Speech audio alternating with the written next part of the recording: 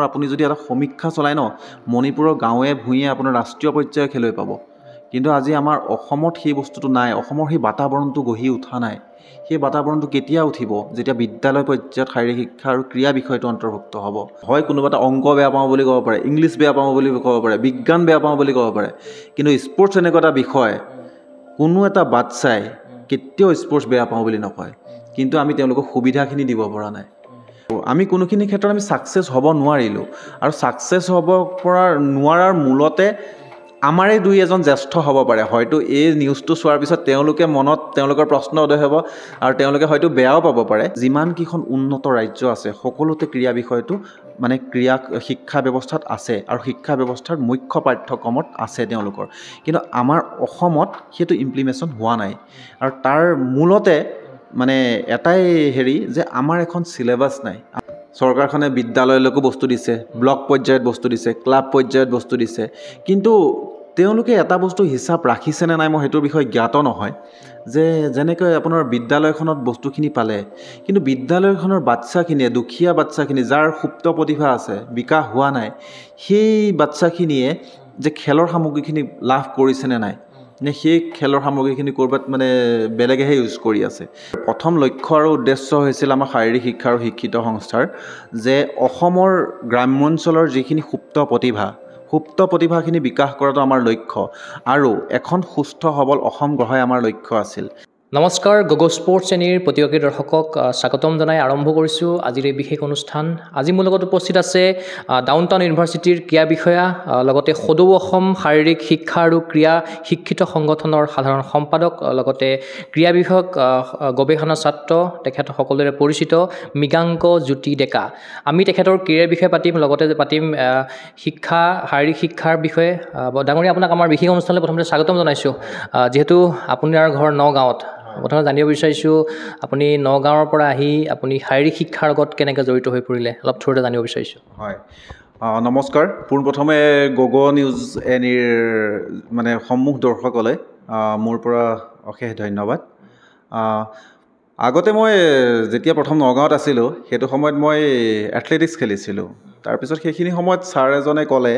যে তই physical education কোৰ্চটো কৰি ল আৰু সেইখিনি সময়ত মই ফিজিকেল এডুকেশ্যনৰ বিষয়ে জ্ঞাতই নাছিলোঁ ফিজিকেল এডুকেশ্যন কি আৰু সেইখিনি সময়ত মই ভাবিছিলোঁ ফিজিকেল এডুকেশ্যন মানে জাষ্ট স্পৰ্টছৰ ওপৰত খেলা ধূলা এইবিলাকৰ ওপৰতে পঢ়িব লাগিব তাৰ পাছৰ পৰ্যায়ত আহি পেলাই মই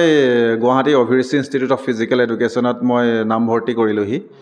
আৰু তাৰপিছতহে গম পালোঁ যে ফিজিকেল এডুকেশ্যন আচলতে হয় কি ফিজিকেল এডুকেশ্যনৰ বহুত মানুহৰ এটা মিছকনচেপশ্যন আছে সেইটো আজিৰ দিনতো আছে যে ফিজিকেল এডুকেশ্যন মানে অকল খেলা ধূলা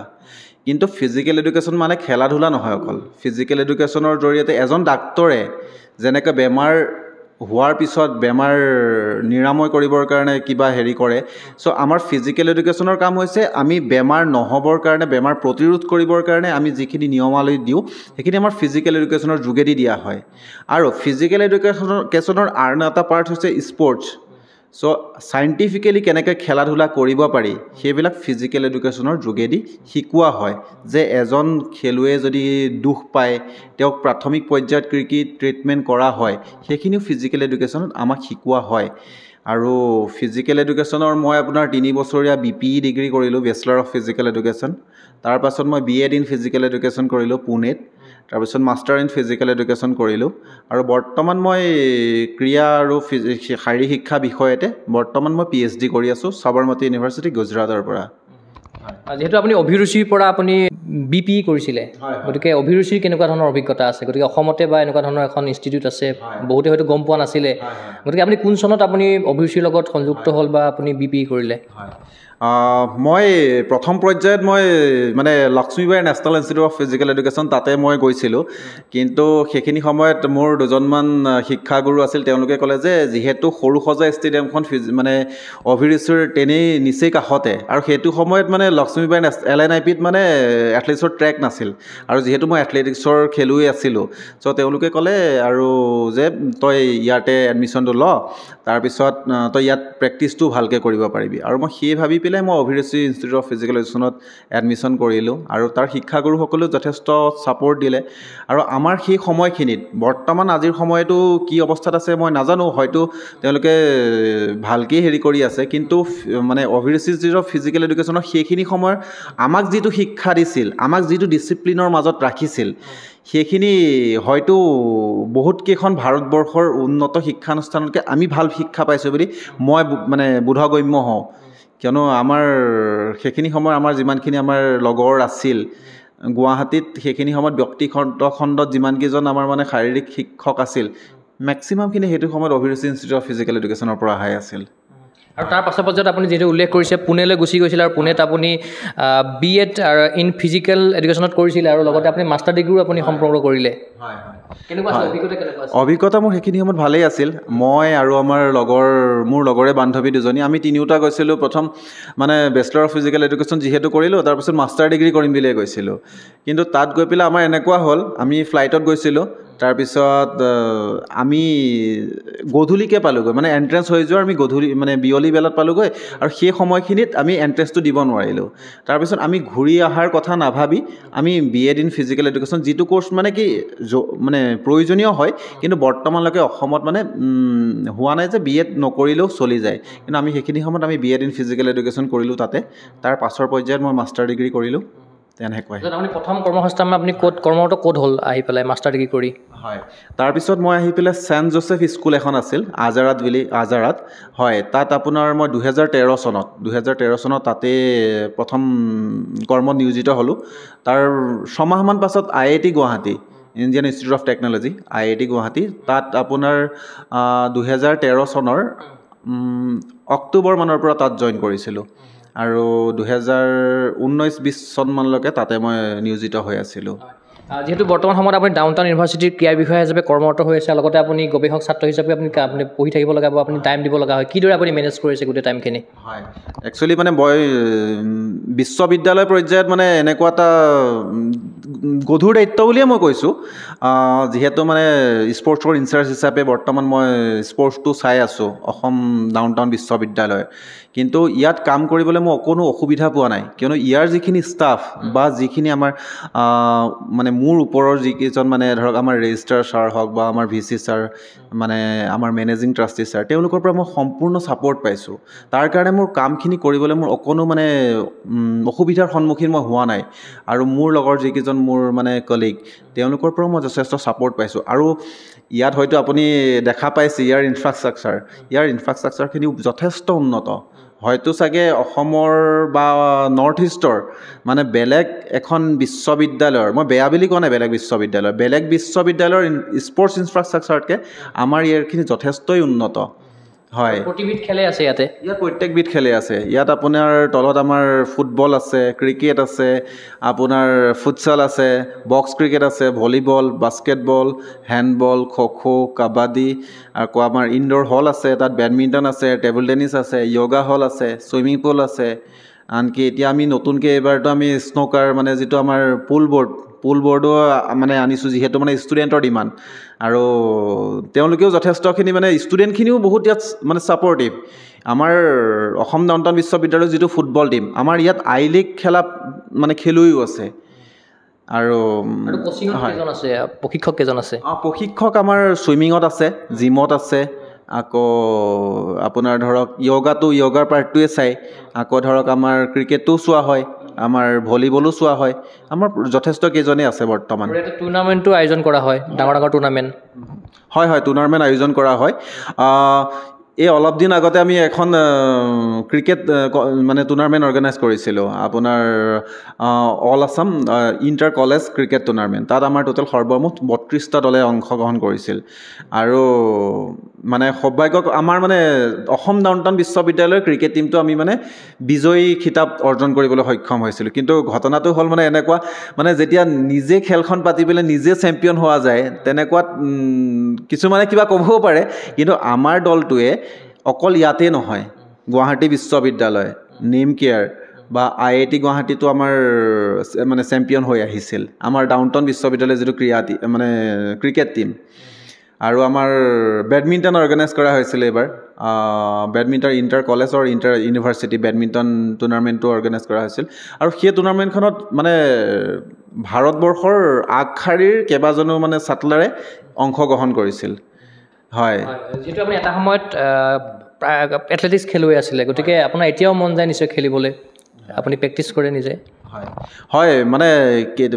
কেতিয়াবা কিছু মুহূৰ্তত যদিও সময়ৰ অভাৱ হয় তথাপিও মানে খেলুৱৈৰ লগত আমাৰ যিখিনি মানে ষ্টুডেণ্টখিনিৰ লগত মানে মই সিহঁতৰ লগত মানে গ্ৰাউণ্ডত মই ফ্ৰেণ্ডলি হৈ যাওঁ আৰু মই সিহঁতৰ লগত সিহঁতৰ ফ্ৰেণ্ড টাইপে মই সিহঁতৰ লগতে অনুশীলনো কৰোঁ কেতিয়াবা বা খেলোঁ আৰু কেতিয়াবা ক্ৰিকেটৰ কম্পিটিশ্যনত সিহঁতৰ লগত একেলগে মই সিহঁতৰ টীমত সোমাই পেলাই সিহঁতৰ লগত খেলিবও যাওঁ যিবিলাক মানে ধৰক বাহিৰা টুৰ্ণামেণ্ট কিছুমান হয় তেনেকুৱা আৰু আমাৰ ফুটবল টীমটোও ভাল মানে ফুটবল টীমটো এইবাৰ আমাৰ NLU যিখন মানে ল ইউনিভাৰ্চিটি আছে আপোনাৰ উত্তৰ গুৱাহাটীত তাত আমাৰ ফুটবল টীমটো অল আছামৰ যিটো ইণ্টাৰ কলেজ আছিল তাত চেম্পিয়ন হৈ আহিছে অলপ আগলৈ যাব বিচাৰিছোঁ যিহেতু আপুনি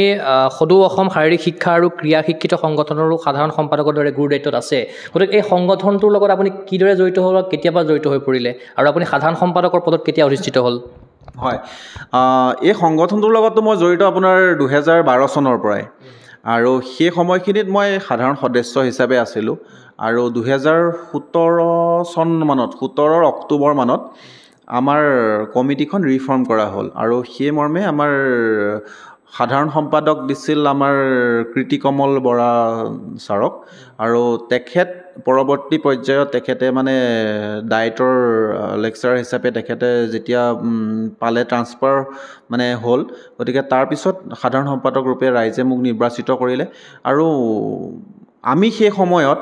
মোৰ লগত অকল মই কৰিব নোৱাৰোঁ যিহেতু মোৰ লগত যথেষ্ট কেইজন আমাৰ সহকৰ্মী আছিল আমাৰ শাৰীৰিক শিক্ষাৰে শিক্ষিত যুৱক যুৱতী আমি কেইজনে লগ লাগি অসমৰ ক্ৰীড়া বিষয়টো মানে উন্নীতকৰণৰ কাৰণে আমি যথেষ্টখিনি কৰিছিলোঁ বা কিমানখিনি আমি ছাকচেছ হৈছোঁ সেইটো নাজানো কিন্তু আমি হয়তো কিছুমান মানুহৰ মনত বা কিছুমান মানুহৰ হেৰিয়ত আমি এইটো ভৰাব পাৰিছোঁ যে শাৰীৰিক শিক্ষা বিষয়টো আচলতে এইটোহে হয় আপোনাৰ মেইন লক্ষ্যটো কি আছিলে প্ৰধান লক্ষ্যটো উদ্দেশ্যটো কি আছিলে আপোনালোকৰ সংগঠনৰ আৰু সেই দিশত আপোনালোকে কাম কৰিবলৈ পাৰিছেনে কি ভাবে হয় আমাৰ প্ৰথম লক্ষ্য আৰু উদ্দেশ্য হৈছিল আমাৰ শাৰীৰিক শিক্ষা আৰু শিক্ষিত সংস্থাৰ যে অসমৰ গ্ৰাম্যাঞ্চলৰ যিখিনি সুপ্ত প্ৰতিভাখিনি বিকাশ কৰাটো আমাৰ লক্ষ্য আৰু এখন সুস্থ সবল অসম গঢ়াই আমাৰ লক্ষ্য আছিল আৰু তাৰ কাৰণে ধৰক অকল আমাৰ শিক্ষিত যুৱক যুৱতীখিনি মানে শাৰীৰিক শিক্ষাৰে শিক্ষিত যুৱক যুৱতীখিনি আমি অকলে কৰিব নোৱাৰোঁ তাৰ কাৰণে আমাৰ চৰকাৰখনৰো ছাপোৰ্ট লাগিব আৰু সাধাৰণ জনগণৰো ছাপোৰ্ট লাগিব আৰু সকলোতকৈ ডাঙৰ কথা হৈছে আমাৰ অসমৰ যিটো শিক্ষা ব্যৱস্থাটোত ক্ৰীড়া বিষয়টো অন্তৰ্ভুক্ত কৰিব লাগে কিয়নো ধৰক আমাৰ সকলোতকৈ ডাঙৰ মানে মোৰ দৃষ্টিত বা আমাৰ দৃষ্টিত এটাই অভাৱ হৈ আছে যাৰ কাৰণে বাকী ছাবজেক্টবিলাকৰ নিচিনাকৈ ক্ৰীড়া বিষয়টো মানে অন্তৰ্ভুক্ত হোৱা নাই মানে শিক্ষা ব্যৱস্থাত সেইটো কিন্তু আমাৰ অসমৰ শিক্ষা ব্যৱস্থাতহে অন্তৰ্ভুক্ত হোৱা নাই যদি আপুনি চাব যে CBSEৰ যিখন ক্ৰীড়া পাঠ্যক্ৰম বা আপোনাৰ ধৰক বহিৰ্ৰাজ্যৰ চাপ'জ মণিপুৰ দিল্লী আপোনাৰ মহাৰাষ্ট্ৰততো হাৰিয়ানা আৰু আপোনাৰ এইফালে UP মানে যিমানকেইখন উন্নত ৰাজ্য আছে সকলোতে ক্ৰীড়া বিষয়টো মানে ক্ৰীড়া শিক্ষা ব্যৱস্থাত আছে আৰু শিক্ষা ব্যৱস্থাৰ মুখ্য পাঠ্যক্ৰমত আছে তেওঁলোকৰ কিন্তু আমাৰ অসমত সেইটো ইমপ্লিমেশ্যন হোৱা নাই আৰু তাৰ মূলতে মানে এটাই হেৰি যে আমাৰ এখন চিলেবাছ নাই আমাৰ এখন পাঠ্যক্ৰম নাই আজি ছাপ'জ ক্লাছ 8ৰ আমাৰ কিছুমান স্কুলত শাৰীৰিক নিৰ্দেশক আছে কিন্তু শাৰীৰিক নিৰ্দেশকসকল তেখেতসকলেও যথেষ্ট কৰিছে কিন্তু চিলেবাছটো তেখেতসকলেতো নবনায় চিলেবাছটো আমাৰ শিক্ষা খণ্ডৰ পৰা বনাই দিব লাগিব তাৰ কাৰণে তেওঁলোকে কমিটি গঠন কৰি যদি এখন উন্নত পাঠ্যক্ৰম বনায় উন্নত মানদণ্ডৰ এতিয়া আজিকালি ধৰক আমাৰ দিনত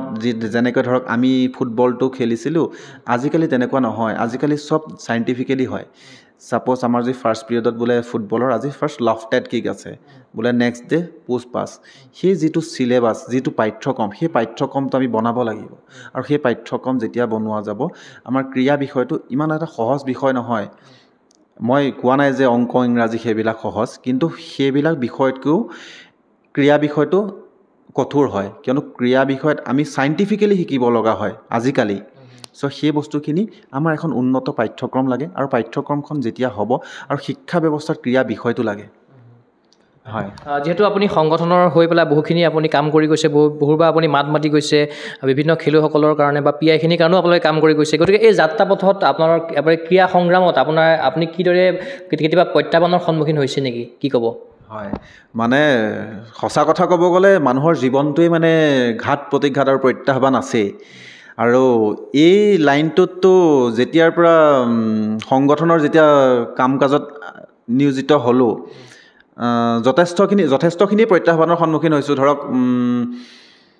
এতিয়া ক'বলৈ গ'লে ধৰক বহুত কথাই আহি পৰে। সেইখিনি সময়ত আমাৰ অলপ দিন আগতে 119টা শাৰীৰিক নিৰ্দেশকৰ পোষ্ট ওলাইছিল, আৰু প্ৰথম পৰ্যায়ত সেই পোষ্টখিনি আছিল আপোনাৰ 25টা পোষ্ট। তাৰপিছত আমাৰ মানে এটাই উদ্দেশ্য আছিল যে কি আমাৰ টোটেল 5,000মান যুৱক যুৱতী আছিল। চ' সকলোখিনি কৰ্মসংস্থাপনো হ'ব লাগে। চ' সেইকাৰণে আমি সেই সময়ৰ মানে মন্ত্ৰী আছিল বিমল বৰা ডাঙৰীয়াৰ লগত আমি বহুতবাৰ আমি বৈঠকত মিলিত হৈছিলোঁ। আমি আমাৰ বস্তুখিনি দেখাইছিলোঁ যে এইখিনি কৰি হ'লেও শাৰীৰিক শিক্ষাৰ মানে ইমপ্লিমেশ্যনটো আনিব লাগে। আৰু হয়তো আমি কোনোখিনি ক্ষেত্ৰত আমি ছাকচেছ হ'ব নোৱাৰিলোঁ, আৰু ছাকচেছ হ'ব পৰা নোৱাৰাৰ মূলতে আমাৰে দুই এজন জ্যেষ্ঠ হ'ব পাৰে। হয়তো এই নিউজটো চোৱাৰ পিছত তেওঁলোকৰ প্ৰশ্ন উদয় হ'ব, আৰু তেওঁলোকে হয়তো বেয়াও পাব পাৰে। কিন্তু সঁচা কথা ক'ব গ'লে আমাৰ জ্যেষ্ঠসকলৰ পৰা আমি কিছু ক্ষেত্ৰত ছাপোৰ্ট নাপালোঁ চাগে, আৰু সেই ছাপোৰ্টখিনি যদি পালোঁহেঁতেন হয়তো আজি শাৰীৰিক শিক্ষা আৰু ক্ৰীড়া বিষয়টো বিদ্যালয় পৰ্যায়ত চাগে কম্পালচৰি ছাবজেক্ট হিচাপে বা ইমপ্লিমেশ্যনটো আহি গ'লহেঁতেন। ক'ৰবাত নহয় ক'ৰবাত আপোনালোকৰ নিজৰ মানুহখিনিৰ গাতো অলপ মানে ভুল আছে। হয়, অলপ জ্যেষ্ঠসকলৰ গাত ভুল আছে বুলি ভাবোঁ। কিন্তু তেখেতসকলে যথেষ্ট কাম কৰি আছে, তেখেতসকলে মই নাই কৰা বুলি কোৱা নাই। কিন্তু এই পাঠ্যক্ৰম বনোৱাৰ হেৰিটোত বা তেনেকুৱা ধৰণৰ ধৰক মানে এতিয়া ধৰক আমিও আমাৰ পাছৰ পৰ্যায়ত আমাৰো বয়স হৈ আহিছে, আমাৰ পাছৰ পৰ্যায়ত আমাৰো মানে নৱপ্ৰজন্ম যেতিয়া আহিব, সিহঁতেও শাৰীৰিক শিক্ষাৰ প্ৰতি কেনেকৈ আগ্ৰহিত হ'ব, কেনেকৈ আগ্ৰহ প্ৰকাশ কৰিব, আমি তেওঁলোকক বুজাব লাগিব, আমি তেওঁলোকক সুবিধা দিব লাগিব। আমি যদি তেখেতসকলক সুবিধা নিদিওঁ তেনে ক্ষেত্ৰত অসমৰ পিছৰ প্ৰজন্ম শাৰীৰিক শিক্ষাৰ প্ৰতি আকৰ্ষিত নহ'ব।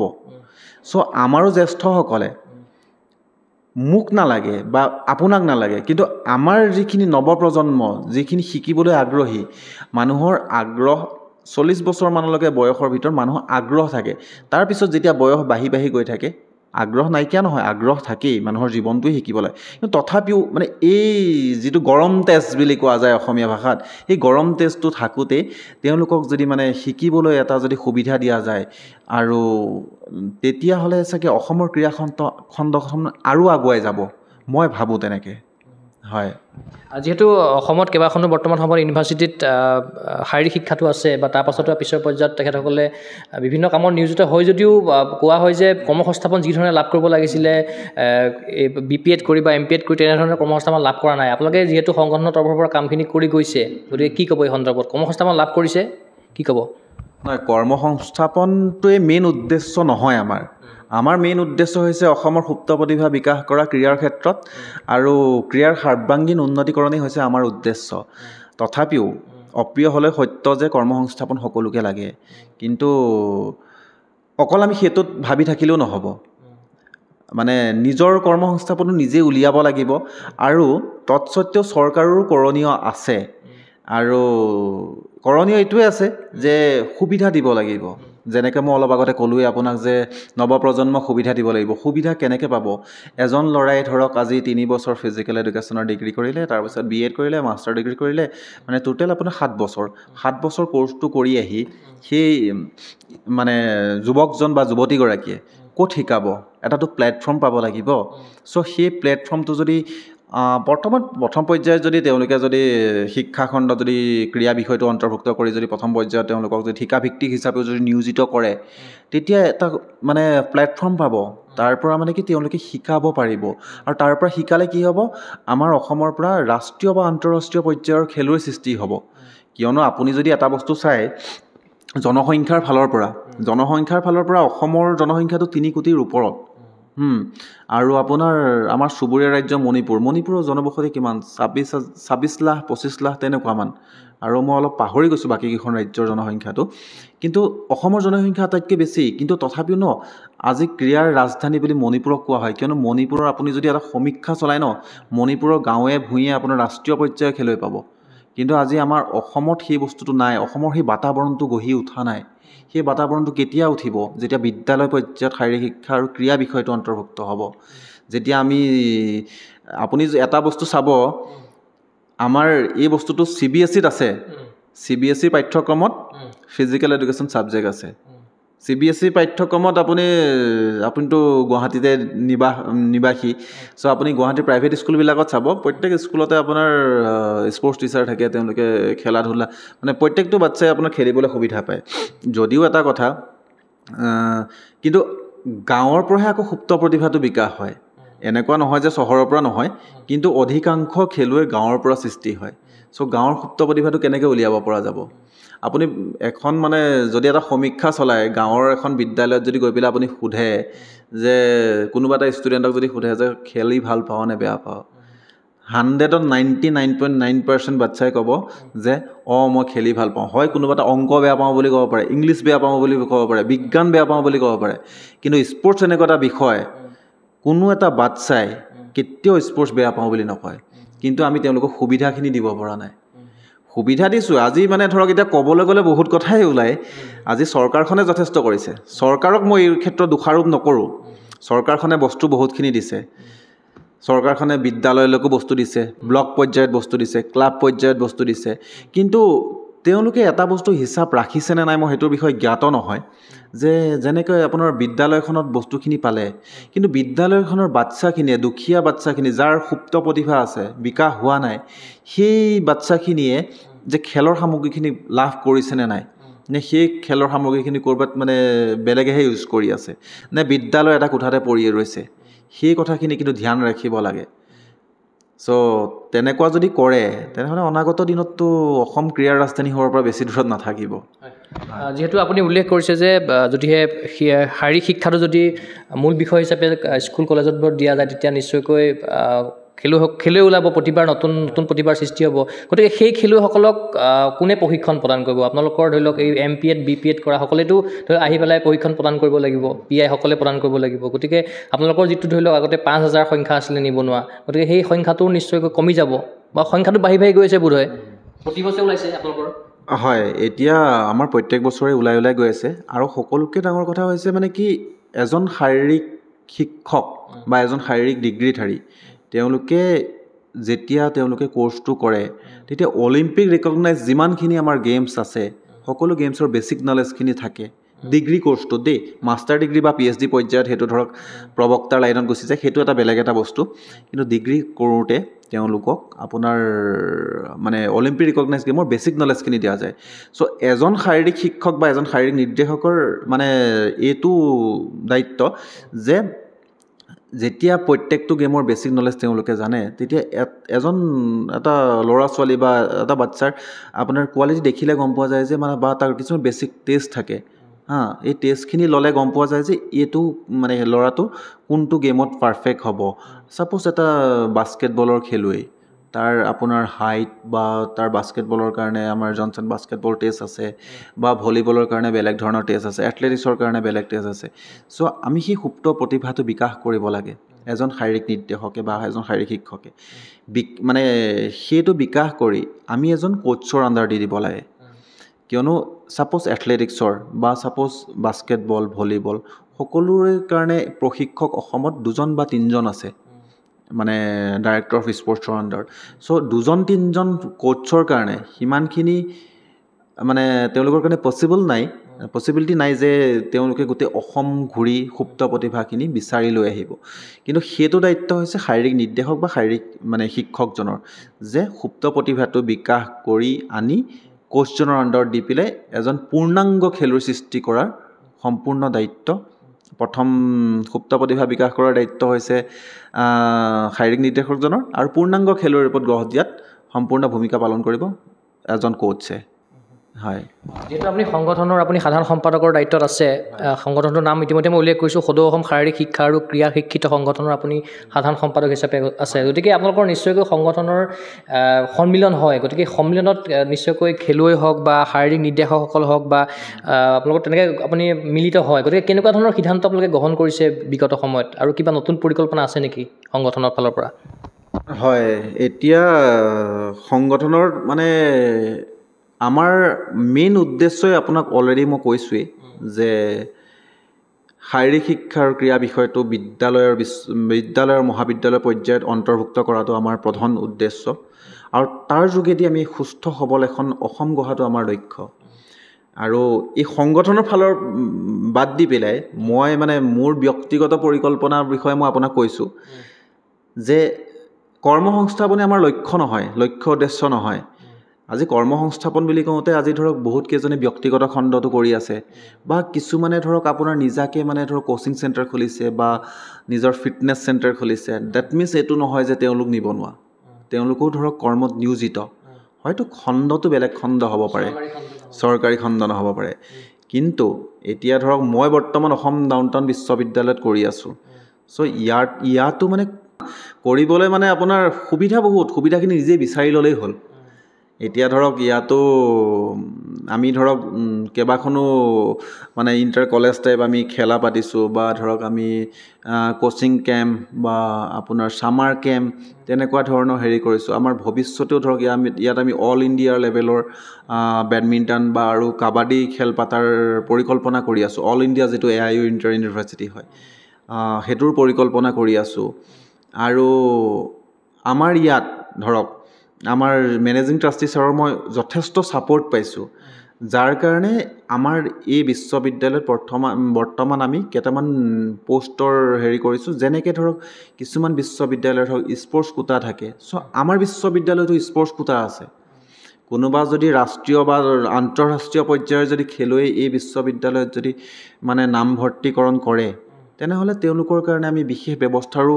মানে সুবিধা ৰাখিছোঁ চ' তেওঁলোকৰ সম্পূৰ্ণ বিনামূলীয়াকৈও আমি নামভৰ্তি প্ৰক্ৰিয়াত অন্তৰ্ভুক্ত কৰিম যদি খেলুৱৈজন ৰাষ্ট্ৰীয় আৰু আন্তঃৰাষ্ট্ৰীয় পৰ্যায়ৰ হয় আছে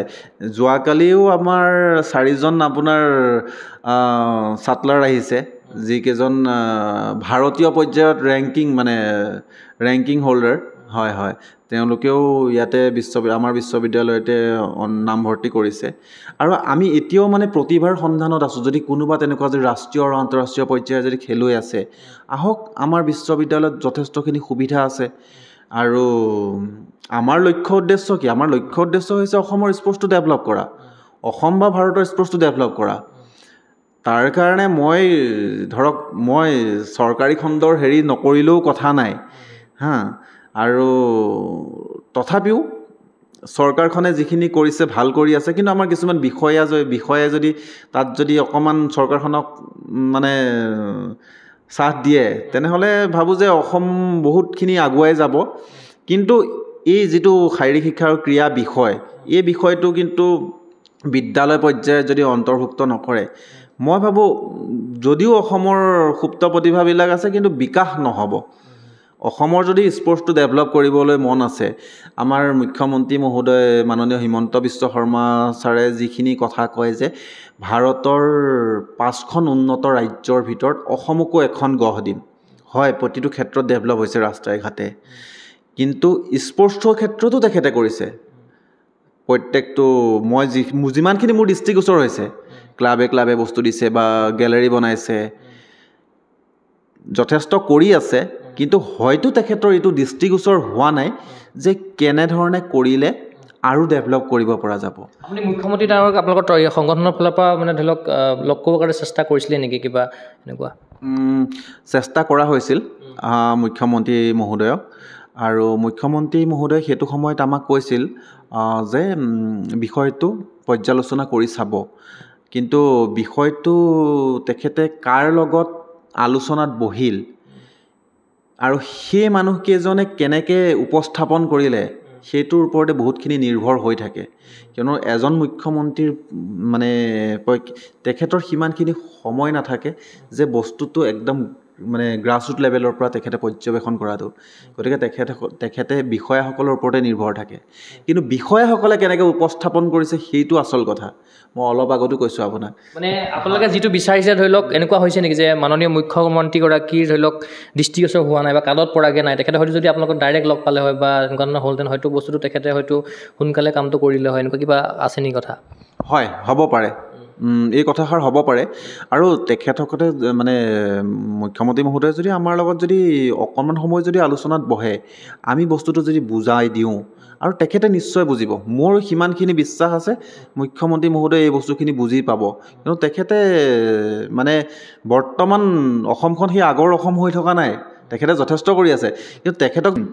এই বস্তুটো যদি বুজাই দিওঁ যে ছাৰ এইটো কৰিলেহে আমাৰ স্পৰ্টছটো ডেভেলপ হ'ব আৰু সঁচাকৈ এইটোতো কথাটো মিছা নহয় মানে সঁচাকৈ যদি বিদ্যালয় পৰ্যায়ত যদি ক্ৰীড়া বিষয়টো অন্তৰ্ভুক্ত কৰা হয় তেনেহ'লে এজন মানে ক্ৰীড়া বিষয়ৰ শিক্ষক থাকিব আৰু ক্ৰীড়া বিষয়ৰ শিক্ষকজনে তাৰ পৰা সুপ্ত প্ৰতিভা ওলাই যাব আৰু মানে অসমৰ পৰা তেতিয়া প্ৰত্যেক বছৰে 400-500জনী হিমা লাভলীনাৰ সৃষ্টি হ'ব এইটো একদম 100% চিয়'ৰ আৰু আপুনি সঁচাকৈ কৈছোঁ আপুনি হাৰিয়ানা উত্তৰ প্ৰদেশ আৰু মহাৰাষ্ট্ৰ আৰু মণিপুৰ এইকেইখন ৰাজ্যত আপুনি যদি সমীক্ষা চলায় তেওঁলোকৰ ক্ৰীড়া বিষয়টো প্ৰাথমিক পৰ্যায়ৰ পৰাই মানে আছে আৰু যদিও তেওঁলোকৰ তাতো আছে ইফালে আপোনাৰ চাইনা আৰু ৰাছিয়া এইবিলাক মানে উন্নত ৰাষ্ট্ৰতো ক্ৰীড়া আৰু শাৰীৰিক শিক্ষা বিষয়টো আছে যদি আমি এটা বস্তু চাবলৈ যোৱা যায় তেওঁলোকে আজিকালি সেই পন্থাটো অৱলম্বন কৰিলে চাইনা হওক ৰাছিয়া হওক বা যিমানকেইখন ধৰক জাপান হওক কিন্তু যদি চাব যোৱা যায় ন সেই বস্তুবিলাক কিন্তু আমাৰ ভাৰতৰ আছিল আমাৰ অসমৰ আছিল ভাৰতবৰ্ষৰ আছিল হিন্দু সভ্যতাৰ লগত জড়িত আছিল যেনেকৈ আগৰ দিনত ৰজা মহাৰাজাই প্ৰথম মানে অস্ত্ৰ শস্ত্ৰৰে সুসজ্জিত কৰিছিল তেখেতসকলক যেতিয়া ৰজা মহাৰাজাৰ ল'ৰা ছোৱালীখিনিক তাৰপিছত দিছিল বেদ শিক্ষা কিন্তু প্ৰথম মানে শাৰীৰিক শিক্ষাৰে তেওঁলোকক সুসজ্জিত কৰি তুলিছিল কিন্তু সেই পন্থাটো আজি আমি ভাৰত বা অসমে ল'ব পৰা নাই কিন্তু সেই বস্তুটো বেলেগে লৈছে যদি এই বস্তুটো যদি আমি কৰিব পাৰোঁ অনাগত দিনত অসম ভাৰতবৰ্ষৰ বুকুত মানে ক্ৰীড়াৰ ক্ষেত্ৰত এটা ধ্ৰুৱতৰা ৰূপে জিলিকি থাকিব বৰ্তমান অসমৰ